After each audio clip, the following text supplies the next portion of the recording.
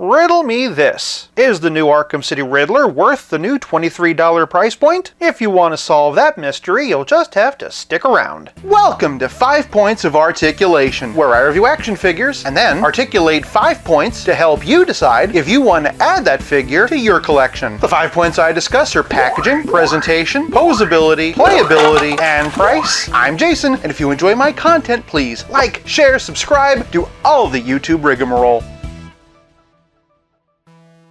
Today, we're pondering the Prince of Puzzlers, the DC Multiverse Arkham City Riddler. Starting with the packaging and no puzzles here. Window box to show you what you get. Name and logo down here. Name and logo on the side. Kinda surprised it doesn't say Batman Arkham City. Barcode for those who want it. A portent of our discussion of price. And some really cool promotional artwork on the back. For packaging, I'm giving the Riddler 1 whole point. Moving on to presentation, and the King of Conundrums clocks in at 7 inches on the dot. Up front, and this one has me a bit torn. Riddler is one of my favorite Batman villains, but I never much cared for his Arkham City look. Oh, don't get me wrong, I prefer it when Riddler's wearing a suit, just not quite so disheveled. I've never been a fan of the rolled up sleeves. The tucked in boots are a weird look, though I don't mind that they're purple. I really never cared for the armband, nor the yellow question marks covering the suit. But McFarlane didn't paint the question marks. He also didn't paint the armband. In that regard, it downplays some of the things I don't like about the design. On the other hand, he also didn't paint the hatband. Also, referring back to the box art, the lenses in his glasses should be clear. Not only that, but they should be tinted purple. Here they're just solid black, which I don't like. But if you push them down, you'll see they gave him side-eye, which I like even less. So in that regard, the inaccurate glasses kinda help. My only other criticism is that they went for purple for the wrist ball instead of flesh tone. But for all my criticisms, I do like these boots. They did spring for some extra paint on that, and they did at least paint the main question mark on his back. Also his tie clip. The unfinished look of this figure is nice for me because it does inch him closer to the kind of Riddler I prefer, and all those unpainted details do leave the door open for customizers, which is nice, but it doesn't change the fact that this figure only feels halfway done. For presentation, I'm giving the Riddler 0.5 point. Moving on to posability, and no complaints here. For on the top, and even though Edward Nygma might be a genius, his oversized head is on a dumbbell joint. Because of his hair and collar, he can't look up too much. He can, however, really bury the chin. In combination with pulling his glasses down, it makes for a pretty cool, coy look. He gets a great amount of tilt, and all the way around. Moving on down, he can raise his arm just under 90 degrees. No rotator cuff, but there is some wiggle room. Of course, he has bicep swivel, double jointed elbows with a very deep bend, and as previously mentioned, he has wrist balls. Purple discolored wrist balls. Move into the middle and he has a diaphragm joint and a dumbbell waist. The suit jacket and tie does a nice job of minimizing that cut. Using both, he can arch back this far, which is very pliant, and he can hunch forward this far, which for a DC Multiverse figure is really good. Of course, he can also tilt and twist. Below the buttons, and he has typical McFarlane hips. They can kick slightly above 90 degrees, which is a very nice surprise, and they can also do a perfect split. He doesn't get quite as much twist in the hip as I'd like, but it's serviceable, a perfect double-jointed knee, toe articulation, and really well-integrated McFarlane ankles that can swivel, hinge, and pivot. Thanks to performers like Frank Gorshin and Jim Carrey, I associate the Riddler with a rubber-like level of flexibility. This figure lives up to that and then some, and might just be the best articulated DC Multiverse figure I've ever reviewed. For posability, I'm giving Arkham City Riddler 1 whole point. Moving on to playability, and Riddler comes with a trading card and a figure stand. If you want to read it, pause here. Naturally, Riddler comes with his cane. There are some chips and dings in there, as well as some gold. Again, it's the squared-off design from the video game, which again I don't really care for. But of course that's not McFarlane's fault. What is McFarlane's fault is that Riddler doesn't come with anything else. Referring back to the packaging one last time, the Riddler trophy dominates the image. How cool would it have been if they'd included one as an accessory? Not just for Riddler himself, but for all the display options with Batman. But playability is more than just the accessories that are, or the accessories that could be. It's also about how well your figure plays with others. As for my Riddler trophy collection, and here we have Batman, the animated series. I'll be curious to see if anybody does a custom of the new figure in this color scheme. Shifting from animation to live action, and here we have Jim Carrey from Batman Forever. Here he is dressed as Gozer the Gozerian. And here's one I reviewed a year ago as a throwback. Rocking the matching purple boots, and here we have Legends of Batman by Kenner, and DC Universe Classics by Mattel. Here's the Batman, the animated series Riddler as interpreted by DC Collectibles, and the DC Designer Series Grey Capullo version, which has been my go-to for many years. Here's a TV version from McFarlane Toys. Fun fact, Frank Gorshin is my favorite Riddler. And lastly, here's this little guy by Spin Master. The black shirt and question mark tie definitely evokes the animated series. Moving on to some fellow Arkham figures, and here we have the DC Direct Arkham Asylum Joker, and the Arkham Asylum Joker from DC Multiverse. There is an Arkham City one, but at this point I don't really have any intentions of picking him up. For another video game Joker, and here's Mortal Kombat 11, but just for scaling purposes, and here we have DC Essentials, specifically the deceased version, and my own custom kit bash. Here we have Harley of the Arkham Asylum and Arkham City varieties, and then here we have Penguin, Catwoman, Ra's al Ghul, and the Solomon Grundy Build-A-Figure. Here's the Arkham City Two-Face by Mattel. Really hope we get a McFarlane one soon. And then branching out, here's the Arkham Knight version of Scarecrow, the Arkham Origins version of Deathstroke, and the comic book version of Hush. And if you've read the comic, you know the significance of pairing these two together. I can't show you the blue and gray Hush Batman yet, but I do have this black and gray custom. More on point for this discussion though, and here's DC Direct's Arkham Asylum, the DC Multiverse Arkham City, Arkham Knight, the Arkham Knight Earth 2 skin, and then just for scale, here we have Page Punchers and DC Essentials. Of course, for my standard Batman comparison, and here we have Rebirth and 3 Jokers. For a relative scale comparison, here's Riddler with Pizza Spidey and the Spectacular Spider-Man, and as always, here he is with Stealth Iron Man. Hey, I have a riddle for you. Oh really? What has 2 legs in the morning and no legs in the evening? I